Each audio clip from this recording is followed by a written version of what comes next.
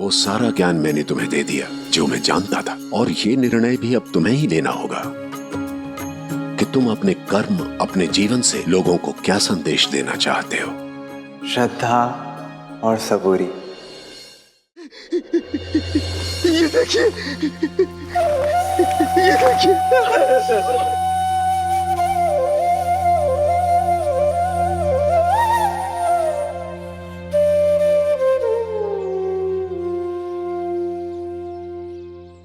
तुम क्यों रो रहे हो? क्या तुम इसे जानते हो?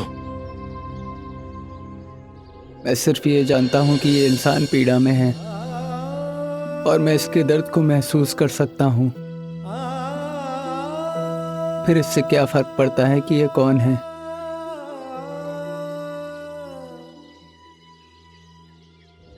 क्या तुम इससे सहानुभूति इसलिए रखते हो कि ये गरीब है, या इसकी हालत पर तरस खाकर तुम्हें रोना आ रहा है?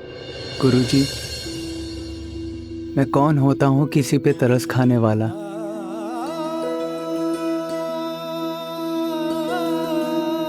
इस धरती पर सारे इंसान, पशु पक्षी, यहाँ तक कि पेड़ पौधे भी उस भगवान ने बनाए हैं, और हम सब उस परम पिता की संतान हैं। इस ब्रह्मांड में ईश्वर द्वारा बनाई गई कोई भी चीज बदसूरत या दूसरे दर्जे की कैसे हो सकती है? ईश्वर की नजर में हम सब एक समान हैं, एक जैसे हैं। तो फिर किसी के बारे में राय बनाने वाले या किसी को परखने वाले हम कौन होते हैं?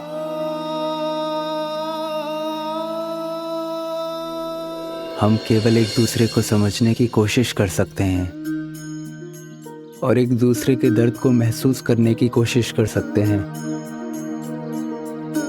उसके साथ सहानुभूति और संवेदना रख सकते हैं। सारी बातों का निचोड़ यही है कि हर इंसान मेरे जैसा है, बस नाम अलग है।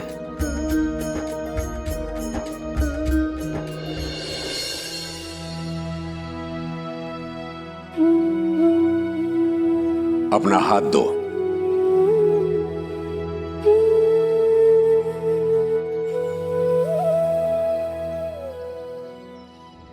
गुरुजी,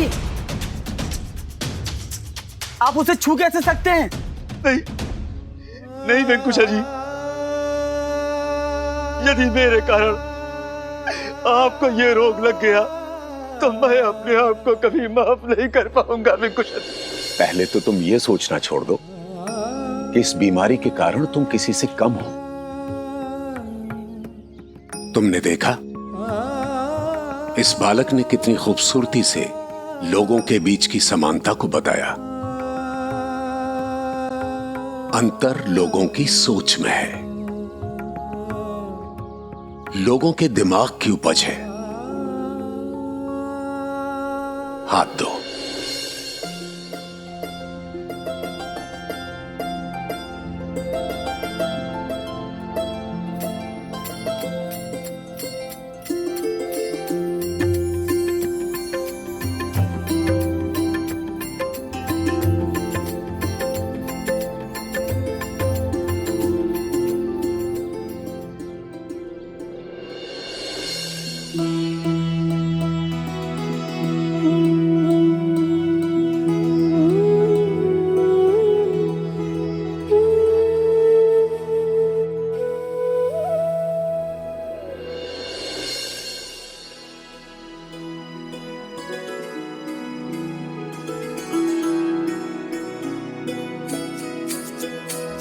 हो जिसके हृदय में दया भरी हो, करुणा में जो सर्वोपरि हो, निर्बल का जो बने सहारा, हृदय वही तो हरि का धाम। हरे कृष्णा हरे राम, हरे कृष्णा हरे राम।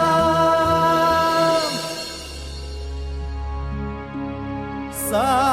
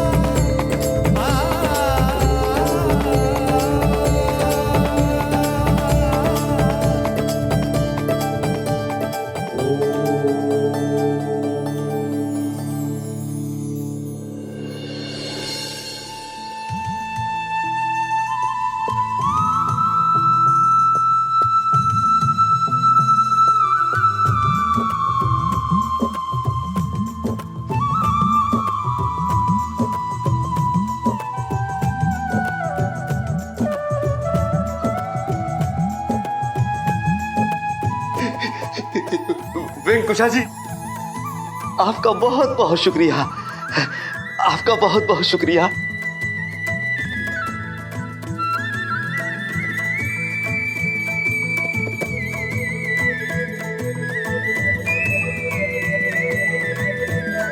आप उम्र में तो मुझसे बहुत छोटे हो, फिर भी मैं आपसे कह रहा हूं, आप सही मानों में एक नेक, सच्चे और अच्छे इंसान हैं। वरना इस जमाने में दूसरे के दर्द को कौन समझता है।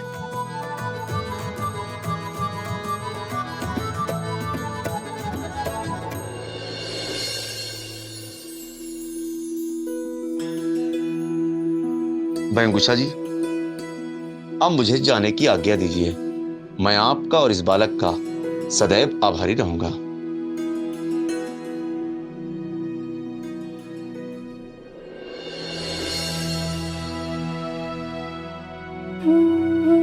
शाबाश, तुमने मेरे प्रश्न का उत्तर दे दिया।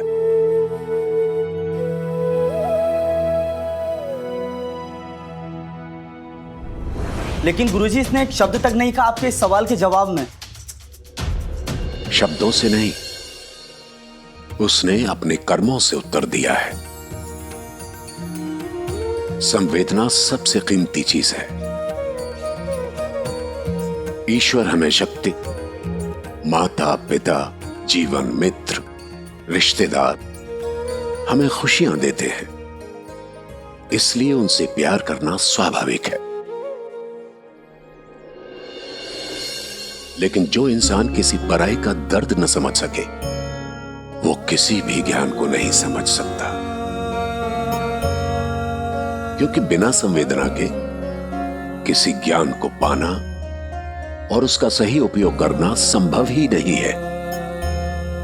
यह इंसानी जिंदगी का पहला पाठ है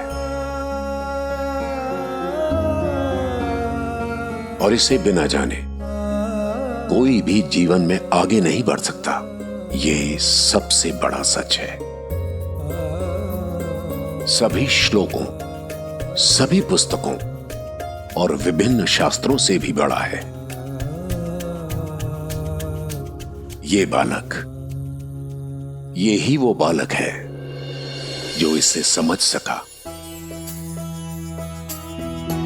यही कारण है जब तुम सब लोग मुझसे ज्ञान प्राप्त करने के लोभ में मेरे सवाल का उत्तर देने की कोशिश कर रहे थे, ये वहां निस्वार्थ भाव से बैठा हुआ तुम सबके बारे में सोच रहा था। सब्जी काटता रहा ताकि तुम्हें भूखा न रहना पड़े। और जब तुम सबने एक रोगी को देखकर उससे घृणा की, तो इसने उसके दर्द को महसूस किया, उस पे तरस नहीं खाया, उसके दुख को दूर करने में लग गया।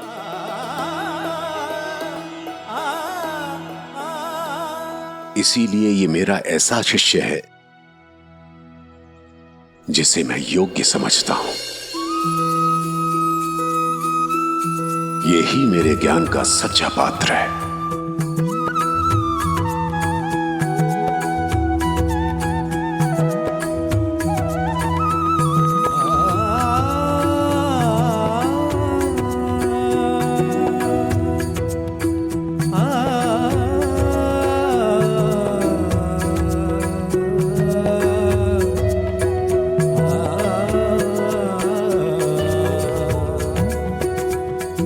गुरुजी, मुझे आशीर्वाद दीजिए कि मैं इस ज्ञान का उपयोग लोगों की भलाई के लिए कर सकूं। मैं जानता हूं मेरी शिक्षा का तुम सारी दुनिया में प्रसार करोगे। जब मैंने तुम्हें पहली बार देखा था, तभी मुझे इस बात का एहसास हो गया था। और मैं ये भी जानता हूं कि वो आकाशवाणी तुम्हारे ही बारे में थी। इतने बरस तुम यहां रहे और हर मौके पर मुझे सही साबित करते रहे।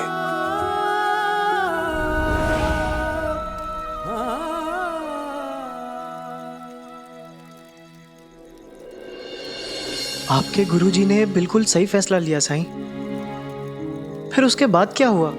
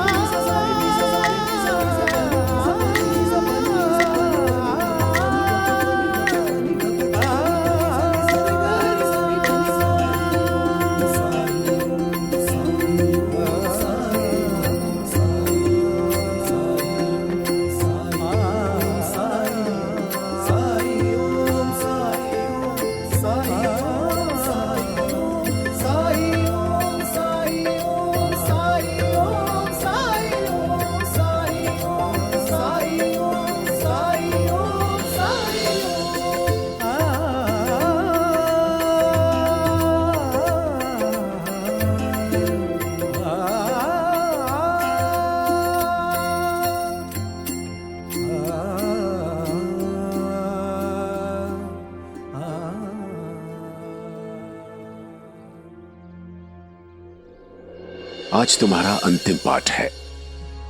आज के बाद मैं तुम्हें कुछ नहीं सिखाऊंगा। मेरी एक बात याद रखना, अपनी जड़ों को कभी मत भूलना। अपना हाथ आगे करो।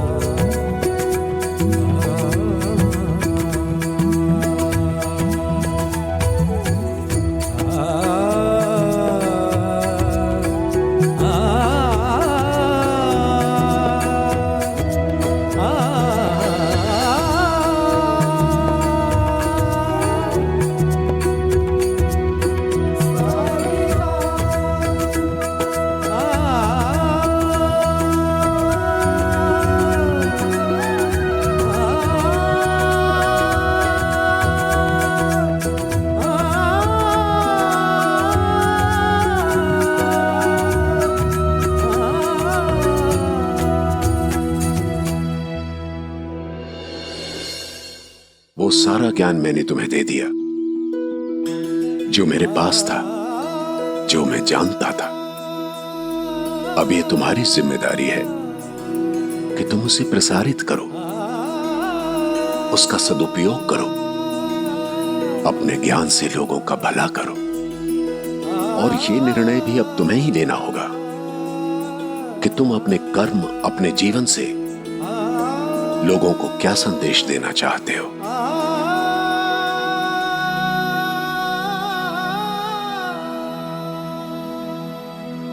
श्रद्धा और सबूरी।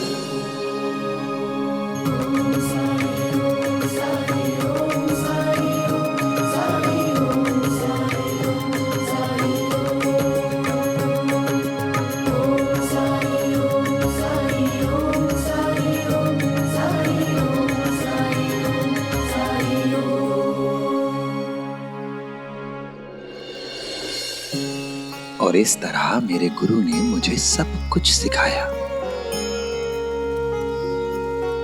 मुझे ज्ञान दिया।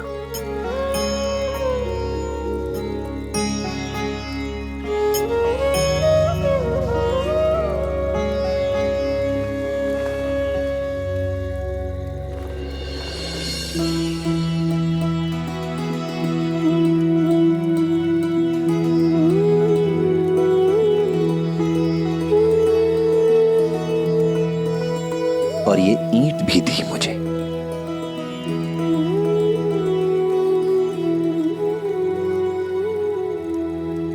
पर साईं, ईंट क्यों दी? वो कहानी किसी और दिन। फिलहाल तो मैं इतना ही कह सकता हूं कि यही वो चीज है जिससे मैं जुड़ा हुआ हूं, जिससे मुझे लगाव है, आसक्ति है।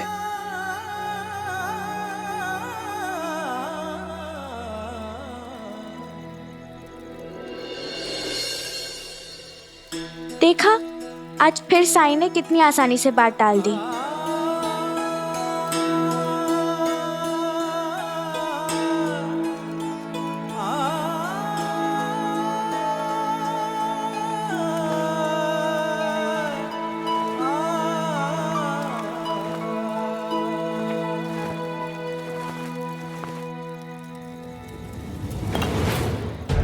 जिस तरह से ये फकीर इस ईंट के बारे में बोल रहा है, हो ना हो ये ईंट बहुत ही कीमती होगी, तभी तो इसे इतना लगाव है इससे। शायद अंदर कुछ भरा हुआ हो, तभी तो वो चमक रही थी। अब तो बाकी सब बाद में, सबसे पहले मुझे इस ईंट तक पहुंचना होगा।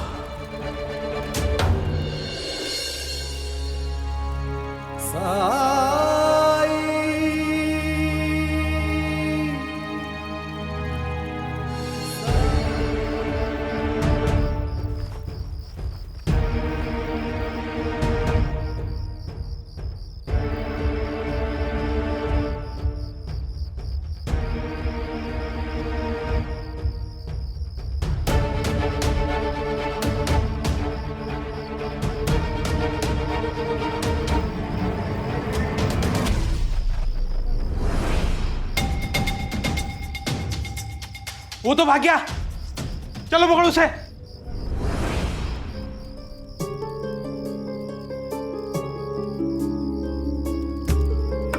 मुझे अभी किसी जरूरी काम से बाहर जाना होगा।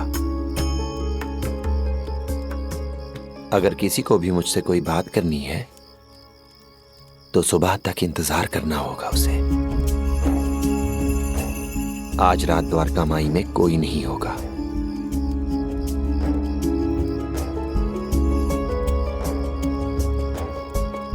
साईं, इतनी रात को मैं आपके साथ चलता हूं। नहीं राणो जी, मुझे अकेले ही जाना होगा। लेकिन साईं, अचानक कहाँ? लौटकर बताऊंगा भाईजामा। अभी आप सब जाइए। तकदीर मेरे साथ है। आज रात यहाँ कोई नहीं होगा। आज रात के बाद ये ईंट भी यहाँ नहीं होगी। ठीक है साईं, जैसा आप कहें। अब आज्ञा दीजिए। राम जी भला करें।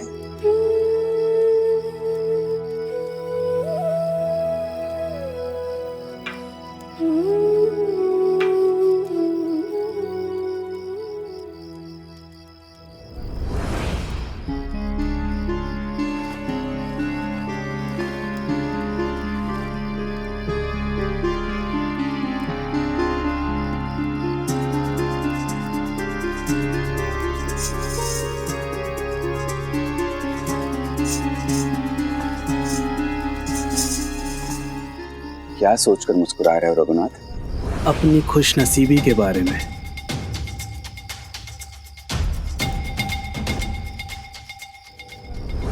खुशनसीबी की साईं से मिल सका।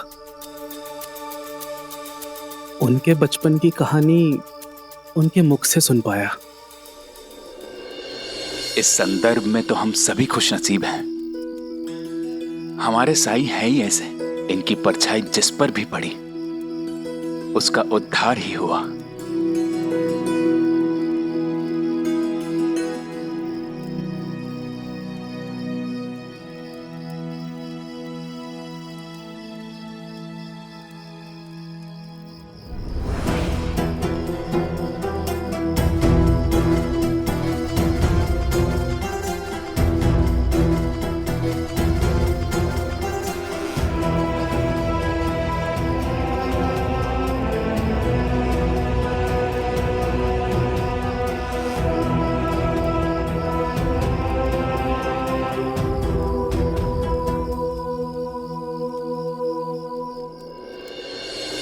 मन में साई के क्या है कौन जान पाए।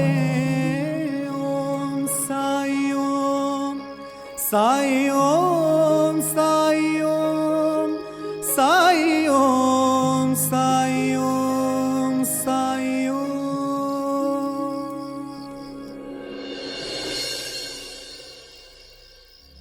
मुझे तो नींद ही नहीं आ रही बाबा, साईं की कहानी सुन के बस उन्हीं के बारे में सोच रही हूँ। मैं भी यमुना।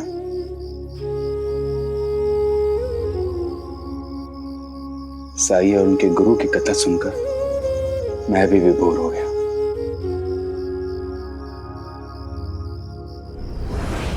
कब सोएंगे ये लोग? साईं बचपन से ही ऐसे थे। क्यों रघुनाथ? लगता है सो गया।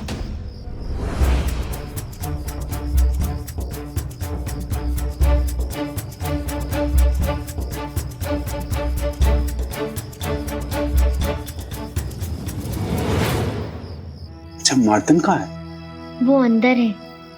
बहुत रात हो गई है, तुम भी जाकर सो जाओ। जी।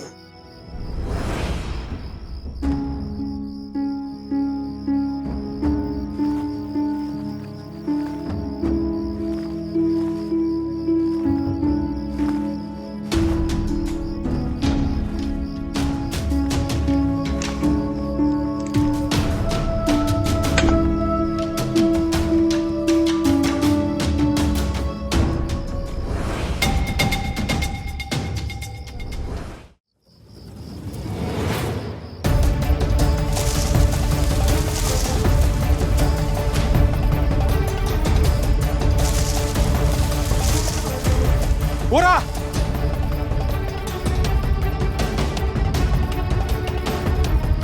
पकड़ो उसे। ए रोक रोक। ए पंडित, ए रोक। ए रोक पंडित, ये पकड़। ए रोक।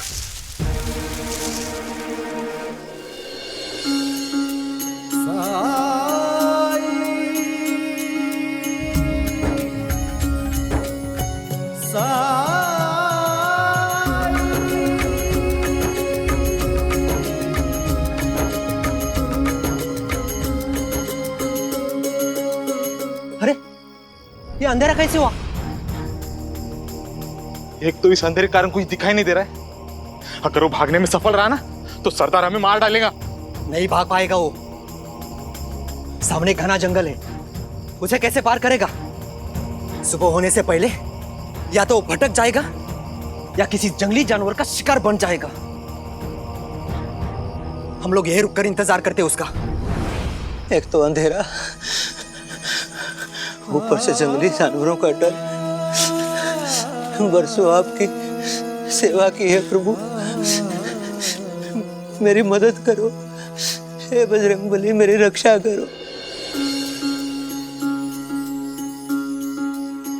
ओ जब कठिनाई छाई तू ही याद आया, भटके राही को तूने रास्ता दिखाया, तूने भक्तों का बेड़ा पार लगाया, तेरी महिमा। ये चंद्रमा की रोशनी अचानक कैसे वापस आ गई? साई ओम साई ओम साई ओम साई ओम साई ओम साई ओम। शेर की आवाज। हाँ चलो भागो यहाँ से।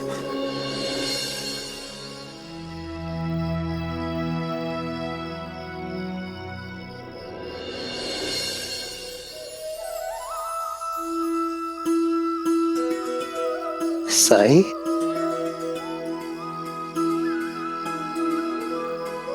आपने मुझे बचा लिया साई, आपने मुझे बचा लिया साई।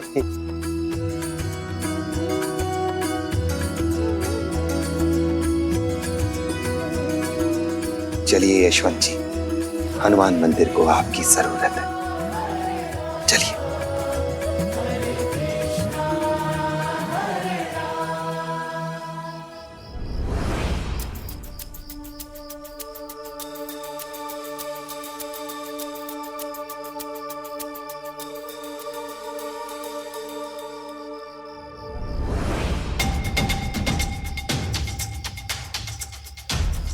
अरे बाप रे, पता ही नहीं चला कब आग लग गई।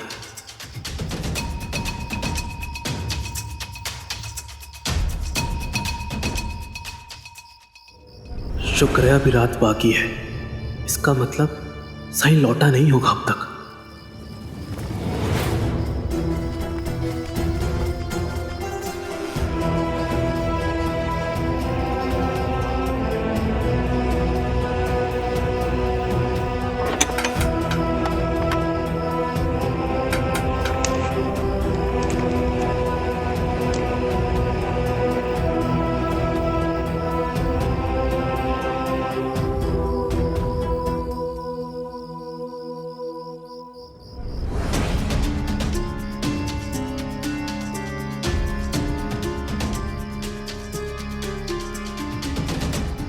इतनी तेज रोशनी कहां से आ रही थी?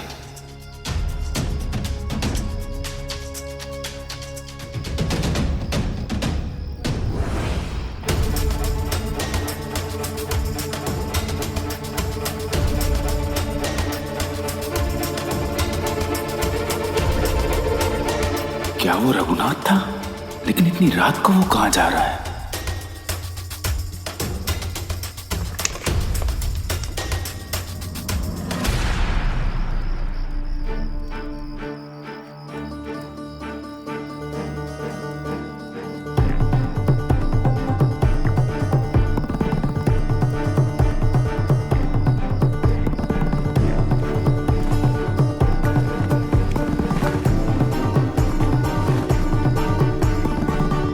कहां गई ईंट?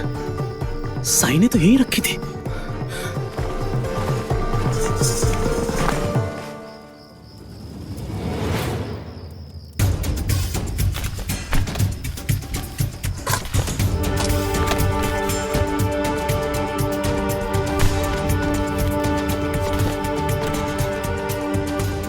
शायद साईं उसे अपने साथ ले गया हो। रघुनाथ मारुति मंदिर में भी नहीं था, लेकिन इतनी रात वो मंदिर क्यों जाएगा? लेकिन और कहीं जा भी कहां सकता है वो?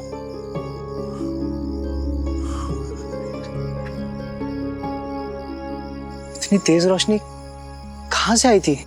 चलो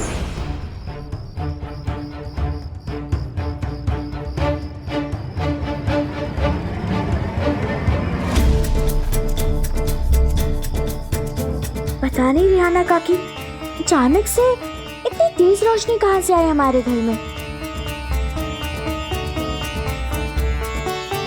मोहन भाऊ, क्या तेज रोशनी की वजह से आप जग गए? हाँ।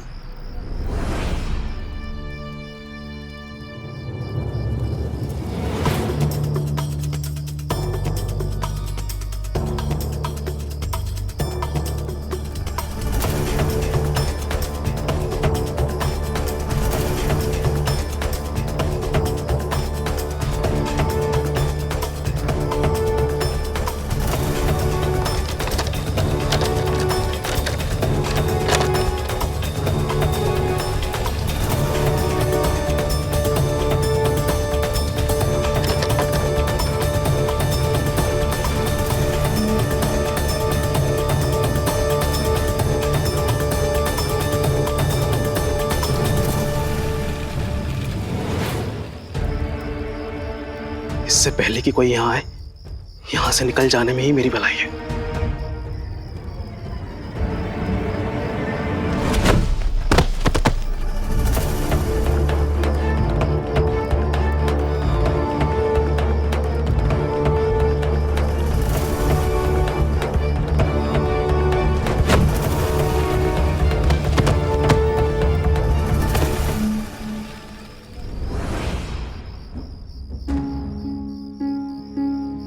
आइए। राणू जी, क्या आपने भी वो रोशनी? हाँ पाटिल जी, मैंने भी वो रोशनी देखी। क्या आप सबके घर में वो रोशनी आई थी? हाँ हाँ, हमारे घर में भी तेज रोशनी आई थी। क्या हो सकता है? वो देखो,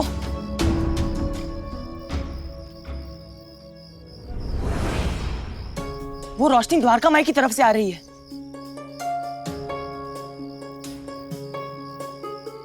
हो ना हो ये साई का इशारा है कि हम सब द्वारका माई पहुंचे। चलिए चल के देखते हैं। चलिए।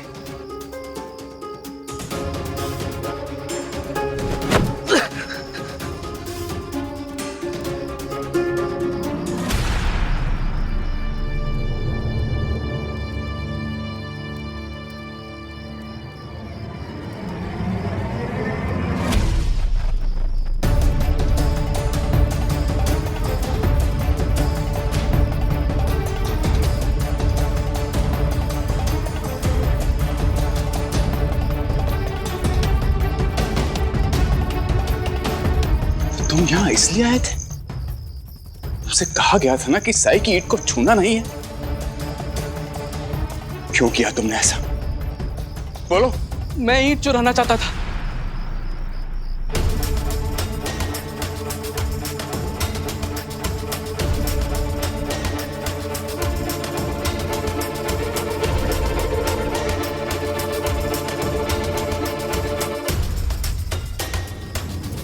नीच, ईंट चुराने का ख्याल भी तुम्हारे मन में कैसे आया? साई अपना पूरा जीवन दूसरों की मदद करके बिता रहे हैं और तू उनका सामान चुराएगा? ये कहते हुए भी शर्म नहीं आई तुझे? मुझे माफ कर दीजिए। माफी नहीं, सजा मिलेगी तुम्हें। पकड़ो इसे। हाँ हाँ, सजा मिलेगी इसे। मुझे जाने दो, मुझे छोड़ दो, मुझे छोड़ दीजिए, मुझे छोड़ दो। बांध दो इसे। नहीं,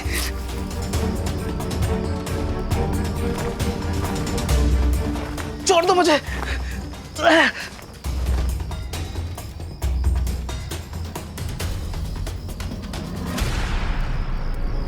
मदद लेते समय इंसान को सावधान रहना चाहिए कि वो मदद किससे ले रहा है, क्योंकि कई बार विष भी अमृत जैसे मीठे रूप में आता है।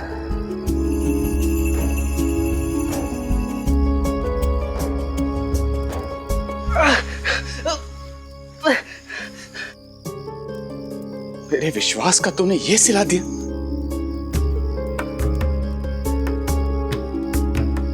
साई ने मुझे चेतावनी दी थी, लेकिन मैं ही बेवकूफ था जो समझ नहीं पाया कि आस्तीन का सांप तू ही निकलेगा।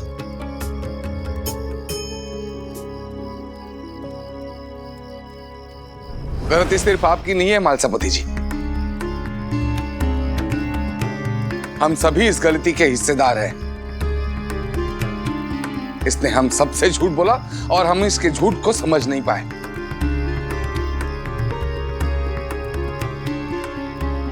इस आदमी को परख नहीं पाए। इसने हमारे साथ में छल किया है। इसकी इतनी धुलाई करनी चाहिए कि ये अपने जीवन में दोबारा चोरी करने की हिम्मत ना करे। हाँ, कूट दो इस दुष्ट को। मारो। नहीं।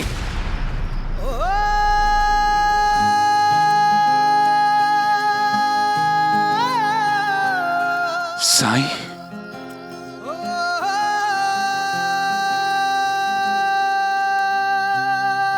कोई इस पर हाथ नहीं उठाएगा।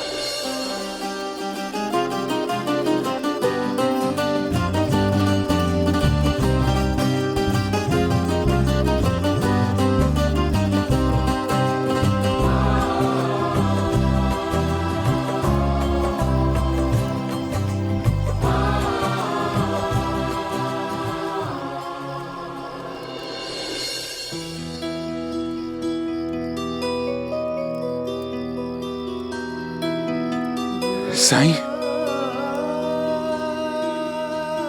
साईं मुझे माफ कर दीजिए। मुझसे गलती हो गई। आपने मुझे आगाह किया था, मुझसे कहा था कि मदद सोच समझ के लेना।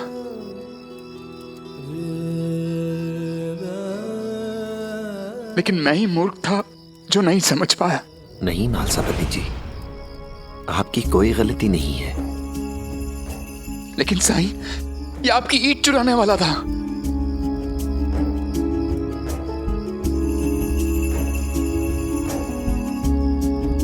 लेकिन चुरा तो नहीं पाया ना।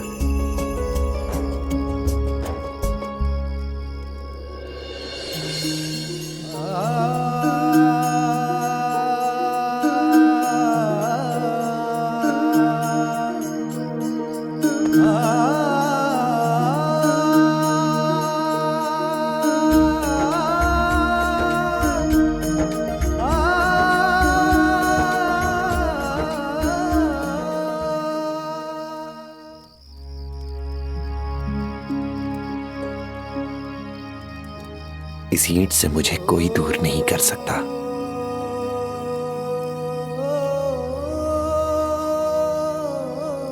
कोई नहीं। लेकिन साईं, इसने अपराध किया है, पाप किया है। पंडित होकर ईंट चुराने की कोशिश की है रघुनाथ ने। नालसापति जी,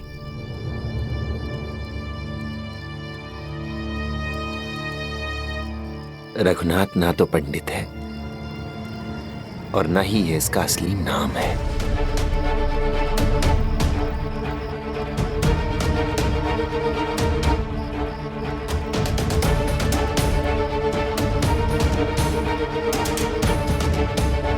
इसने जो कुछ भी कहा है झूठ कहा है।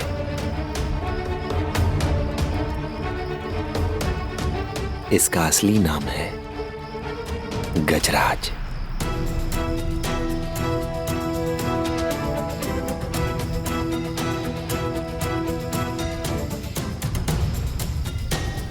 डाकू गजराज।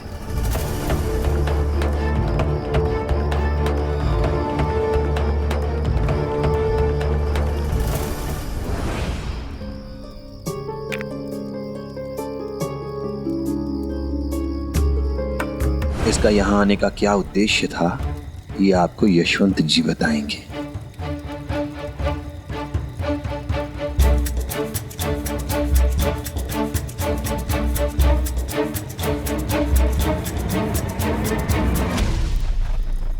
अरे यशवंत जी अचानक यहाँ और इनकी ऐसी हालत। क्या हुआ इनके साथ? ऐसी बुरी हालत ऐसी कैसे होगी इनकी?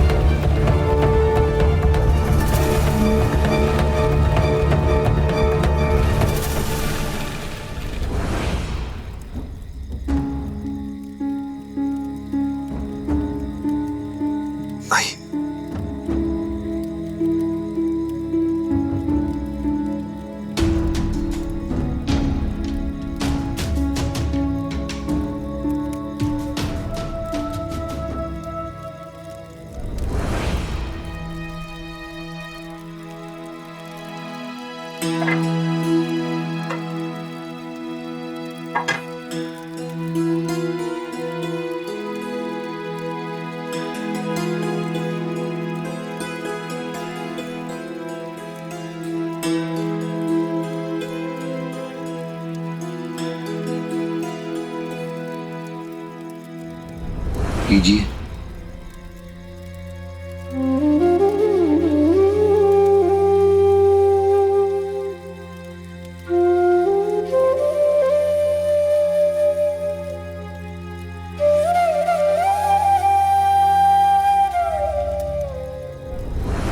महालसापति जी को जिस दिन मैंने अपने आगमन की सूचना दी थी, उसके एक दिन पहले ही मैं शिरडी के लिए प्रस्थान कर चुका था।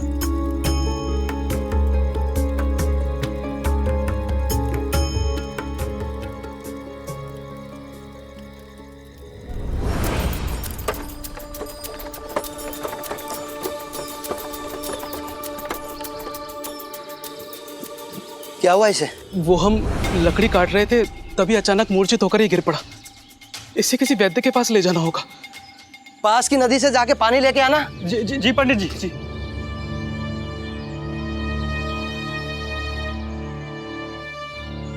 वैसे आप कहाँ जा रहे थे? मैं शिरडी जा रहा था। शिरडी? कुछ खास काम से? मैं पुजारी हूँ ना शिरडी के मारुति मंदिर का। एक माह पहले गांव गया था, आज लौट रहा। फिर आपकी अनुपस्थिति में वहाँ पूजा पाठ? महालसापति जी हैं एक खंडोबा मंदिर के पुजारी, उन्हीं को वहाँ का कार्यभार सौंप कर गया था। वहाँ की व्यवस्था वो देखते हैं। उन्होंने अपने एक रिश्तेदार को बुलाया था 1 माह के लिए मारुति मंदिर के प्रबंधन के लिए। अब वो 1 महीने बाद अपने घर लौट रहे हैं, तो मैं भी शिरडी लौट रहा हूँ। भगवान का मंदिर खाली नहीं छोड़ सकते ना। एक तो लोगों की आस्था जुड़ी है, दूसरा जागरूक मंदिर होने के नाते आसपास के लोग भी चढ़ावा चढ़ाने आते हैं। और कल से तो मंदिर में महासप्ताह शुरू हो रहा है। महासप्ताह? मतलब इस दौरान तो भक्त और ज्यादा चढ़ावा चढ़ाते होंगे? हाँ, जिन लोगों की मन्नत पूरी होती है चढ़ावा चढ़ाने आते हैं।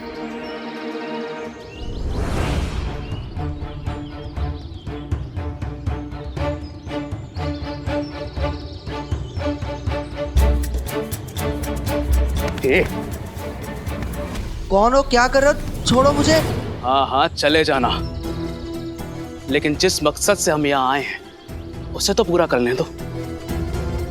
छोड़ो छोड़ो मुझे, छोड़ दो। मैंने क्या किया है? कर क्या रहे हो? छोड़ो मुझे।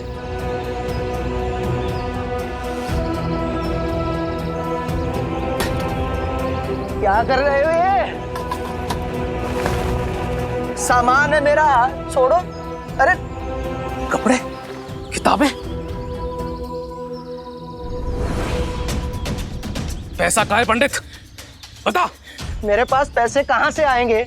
मैं पुजारी हूँ, लोगों की दान दक्षिणा पे जीता हूँ। ए पंडित, झूठ मत बोल। अभी तो तूने बताया कि मंदिर में बहुत चढ़ावा आता है। इसका मतलब वो तो बहुत अमीर पंडित हुआ। हाँ, वो सारा चढ़ावा मंदिर का होता है, उस पर मेरा कोई निजी अधिकार नहीं है। मतलब जो भी चढ़ावा आता है वो सबका सब मंदिर में होता है। सरदार, अब इसका क्या करें?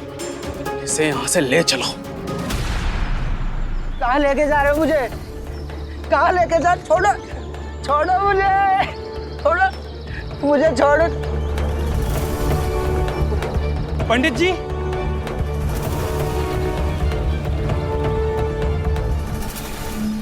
छोड़ दो मुझे। तू एक पत्र लिखेगा, जैसा मैं कहूंगा बिल्कुल वैसा, और इस पत्र को लेकर मैं तेरी जगह शिरडी जाऊंगा, और तब तक तू यहां मेरे साथियों के पास कब्जे में रहेगा। अगर तुम शिरडी लूट के इरादे से जा रहे हो तो मैं निश्चिंत हूं, वहां तुम्हें कुछ हासिल नहीं होने वाला, क्योंकि वहां साईं है, और उनके होते हुए तुम वहां से एक पत्ता भी नहीं चुरा पाओगे। चुप! पत्र लिख।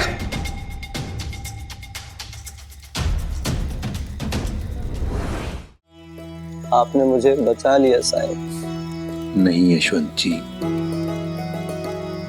बचाने वाला तो वो मालिक है, मैं तो सिर्फ माध्यम हूं। और वो आपकी रक्षा क्यों नहीं करता? इतने बरसों तक आपने उसकी सेवा की है, उसकी आराधना की है, उसकी भक्ति की है। ये कैसे संभव है? इसका मतलब इस साईं के पास जादुई शक्तियां हैं। इसका मतलब अब तक जो जो मेरे साथ हुआ उसके पीछे आपका हाथ था। हनुमान जी के जिस कड़े को चुराकर मैंने छिपा दिया था उसे मंदिर वापस लाने वाले आप थे। और वो गहने, जब आप सबको कहानी सुना रहे थे तब मैं चुपके से मारुति मंदिर गया था ताकि देवीदास जी के दिए हुए गहने चुरा सकूं। लेकिन मैं असफल रहा क्योंकि वो गहने मूर्ति से चिपक गए थे। मतलब वो भी आप ही ने किया था? मतलब मंदिर से भी चोरी करने की कोशिश की? अब तो इसे बिल्कुल माफ नहीं करेंगे, मारो इसे। रुक जाओ तात्या, हिंसा किसी भी पाप की सजा नहीं हो सकती। मैंने गजराज के हर प्रयास को इसलिए विफल किया क्योंकि मैं नहीं चाहता था कि गजराज और पाप करे, इसके पापों की संख्या और बढ़ जाए। ये अपने पापों का प्रायश्चित कर मुक्ति पाएगा। हाँ। मुझे क्या करना है और क्या नहीं, इसका फैसला करने वाले तुम कौन होते हो? गजराज, तुमसे पाप हुए हैं, पर तुम एक बहुत संस्कारी, बहुत अच्छे परिवार से ताल्लुक रखते हो। तुम्हारे माता पिता ने तुम्हें बहुत अच्छे संस्कार दिए हैं। अपने बाबा को याद करो गजराज, उन्होंने तुम्हें जो अच्छी बातें बताई हैं उन्हें क्यों भूल रहे हो तुम?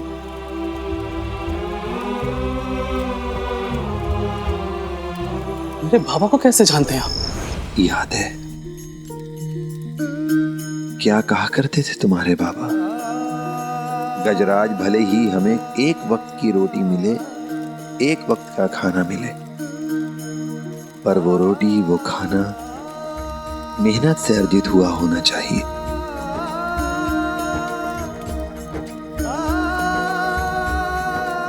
याद है? हाँ, याद है। और ये भी याद है कि उनके उन्हीं उसूलों ने उनकी जान ली है। एक मामूली गाड़ीवान थे वो, और आदर्श बड़े बड़े।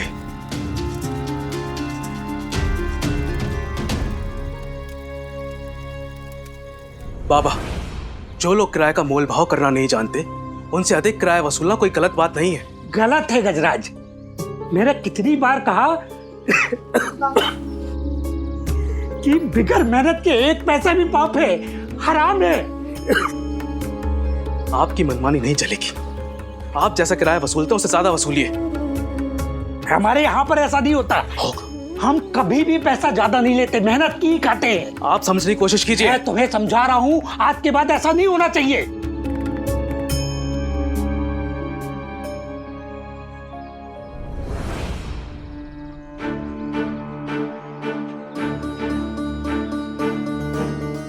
बाबा की तबीयत खराब रहती थी, पैसों की भी हमेशा किल्लत रहती थी। बावजूद उसके उन्होंने कभी किसी से अधिक किराया नहीं वसूला, न कभी आर्थिक मदद ली किसी से, क्योंकि वो जानते थे कि वो कर्ज चुका नहीं पाएंगे।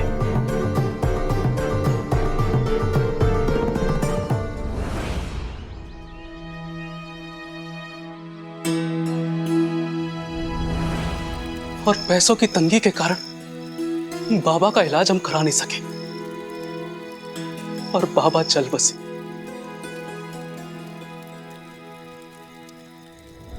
बाबा की जिंदगी से मैंने सबक लिया कि उनकी तरह मर मर के मुझे काम नहीं करना। उनकी ईमानदारी, खुददारी से जो कुछ भी उन्हें हासिल हुआ वही मुझे हासिल होगा। लेकिन मुझे गरीबी और तंगहाली में रहना गवारा नहीं था। मैंने फैसला किया कि जैसी जिंदगी मेरे बाबा ने मेरी आई और मेरी बहन को दी है, वैसी जिंदगी मैं उन्हें कभी नहीं दूंगा। मैं उनका दामन खुशियों से भर सकूं, इसलिए मैंने घर छोड़ दिया और लोगों को लूटना शुरू कर दिया, ताकि अपनी आई और अपने बहन के लिए पैसे जमा कर सकूं, गहने जमा कर सकूं और उन्हें एक बेहतर जिंदगी दे सकूं।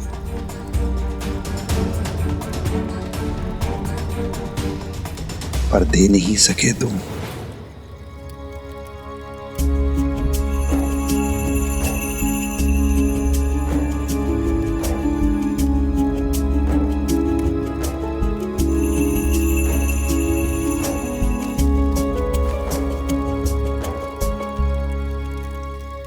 मेरे साथ। आओ।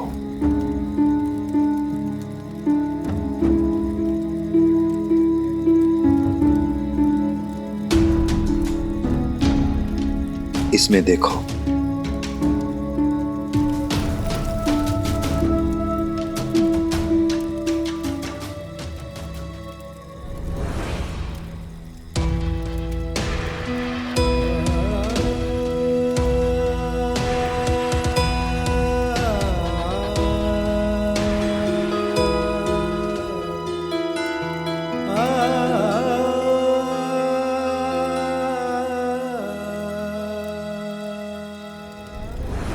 तुमने अपने घर जाने की बहुत कोशिश की, लेकिन अपनी आई, अपनी बहन से मिल नहीं सके तुम, क्योंकि तुम्हें डर था कि तुम पकड़े जाओगे,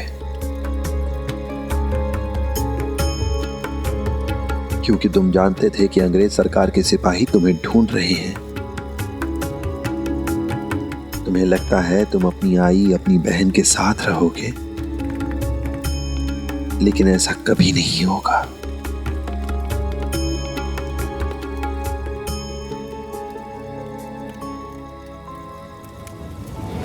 होगा, एक दिन जरूर होगा। आपको हो या ना हो, लेकिन मुझे पूरा यकीन है मेरी आई मेरा इंतजार कर रही है, मेरी बहन मेरा इंतजार कर रही है।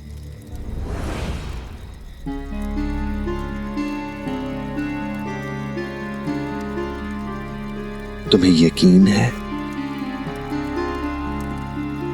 तो खुद देख लो।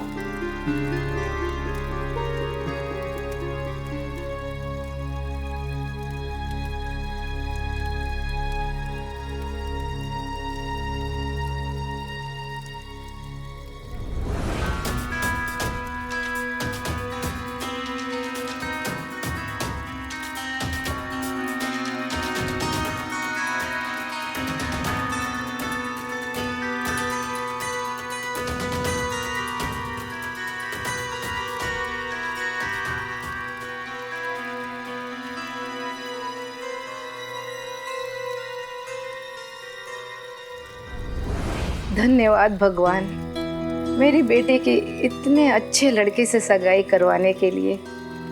बस शादी होने तक गजराज यहाँ ना आए।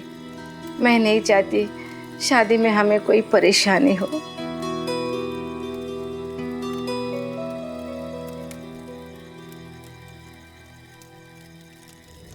क्या सोचा था तुमने कि तुम्हारी आई, तुम्हारी बहन हमेशा तुम्हारा इंतजार करती रहेंगी? तुम्हारे घर छोड़ देने के बाद तुम्हारे बाबा के सिद्धांत, उनके आदर्श ही उनका सहारा बने। इज्जत से जीने के लिए तुम्हारी आई ने कपड़े धोने का काम शुरू किया।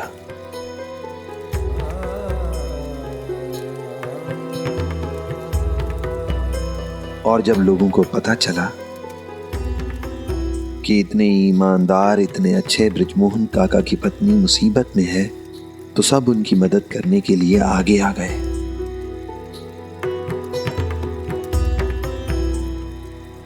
क्योंकि तुम्हारे बाबा के आदर्श, उनके उसूलों के कारण समाज में उनकी बहुत इज्जत थी, बहुत सम्मान था उनका। और जानते हो गजराज, तुम्हारे एक पड़ोसी ने ही तुम्हारी बहन की शादी तय करा दी। अब तुम खुद ही बताओ, कौन सा रास्ता बेहतर है, तुम्हारे बाबा का या फिर तुम्हारा?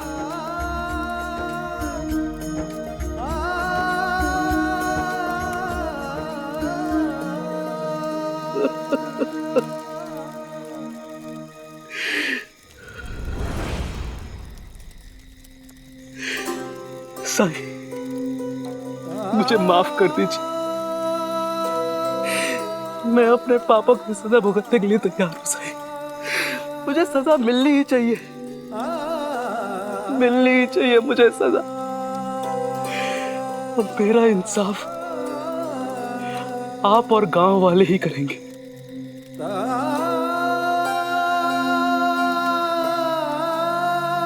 अगर गांव वाले मेरी पिटाई करना चाहते तो उन्हें मत रोकिए, और बेहतर तो ये होगा कि वो मेरी जान ही ले डाले।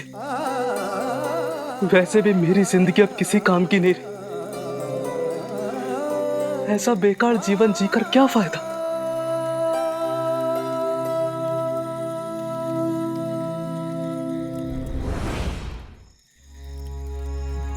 गजराज, अगर तुम्हें ये लगता है कि गांव वालों के मारने पीटने से या तुम्हारी जान ले लेने से तुम अपने पापों से मुक्त हो जाओगे, तो ऐसा नहीं है। ये केवल तुम्हारा भ्रम है। सजा के डर से अपराधी अपराध करना छोड़ दे, ऐसा नहीं होता है। पापों से मुक्ति का केवल एक ही मार्ग है, प्रायश्चित। कठिन है, समय लगेगा, पर इसके अलावा कोई दूसरा रास्ता नहीं है।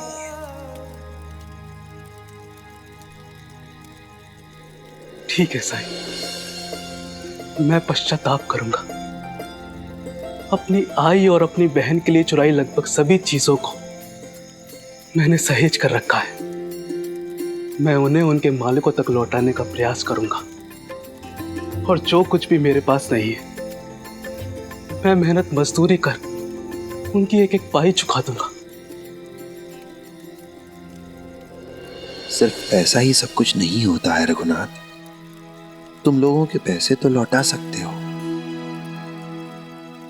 लेकिन उन्हें तुमने जो दर्द दिया, जो तकलीफ दी, उसकी भरपाई कैसे करोगे तुम?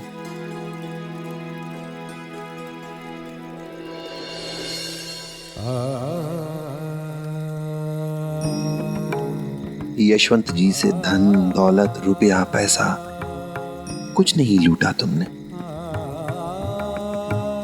लेकिन इतने दिनों तक उन्हें बंदी बनाकर रखा। उन्हें जो मानसिक पीड़ा, जो मानसिक यातना दी है, उसकी क्षतिपूर्ति कैसे करोगे तुम? क्या तुम उनका समय वापस कर सकते हो? उनके मन में जो डर बैठ गया है उसे निकाल सकते हो तुम? बोलो। साईं, आपने बिल्कुल सही कहा। पैसे जेवर लौटाना शायद मेरे लिए आसान होता, लेकिन अब मैं उन सभी लोगों की मदद करने की कोशिश करूंगा जिन्हें मेरी वजह से दुख पहुंचा है। ऐसे पीड़ित लोगों की सहायता के लिए मुझसे जो कुछ हो सकेगा मैं वो करूंगा, चाहे मेरी पूरी जिंदगी क्यों ना लग जाए लोगों के दुखों की क्षतिपूर्ति करने में। अब मेरी जिंदगी का एकमात्र उद्देश्य यही है। ये राह तुम्हारे लिए आसान नहीं होगी गजराज, पर हां, अगर तुम अपने बाबा के आदर्शों पर चलने का प्रयास करो तो तुम्हें अपने मकसद में सफल होने का तरीका मिलेगा, और उसके बाद ही तुम अपनी आई की सेवा करने के अधिकारी बन पाओगे। सच साईं। हर सुबह अपने साथ एक नई उम्मीद लेकर आती है, और हमारे आज के कर्म ही हमारे भविष्य की बुनियाद रखते हैं गजराज। मुझे माफ कर दीजिए, आज मैंने आपकी महिमा और इस ईंट की शक्ति देखी।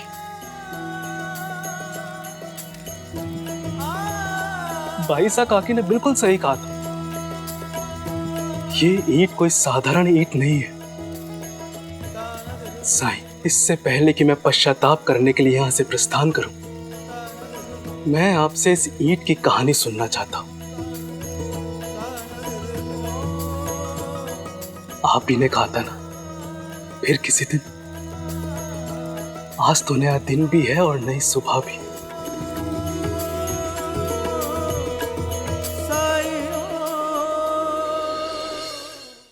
धार्मिक वीडियो सबसे पहले देखने के लिए हमारे चैनल को सब्सक्राइब करें और बेल आइकन दबाएं।